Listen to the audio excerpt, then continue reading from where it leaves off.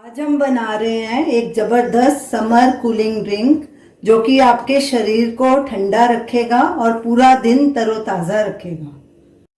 ये हमने half tea spoon grind किया हुआ गोंद कतीरा लिया था, उसे पानी में भिगो दिया आधे घंटे के लिए, लेकिन ये 15 मिनट में ही अच्छे से फूल गया है। ये देखिए सॉफ्ट भी हो गया और जेली की तरह नरम हो गया।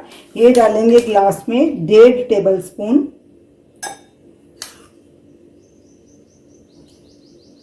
ये सब्जा भी हमने हाफ टी स्पून लिया था, इसे भी 15-20 मिनट पानी में भिगो के रखा, ये भी अच्छे से फूल गया। ये 1 टेबल स्पून लेंगे। ये हाफ टी स्पून फ्रेश पुदीने की पत्तियां हैं, इन्हें हमने बारीक चॉप कर लिया था। 1/4 टीस्पून काला नमक डालेंगे, नमक भी आप अपने स्वाद के अनुसार डालिए। ये 4 टीस्पून धागे वाली पिसी हुई मिश्री है, ये डालेंगे। अब इसमें चिल्ड वाटर डालेंगे और अच्छे से मिक्स करेंगे। 1 नींबू का रस डालेंगे।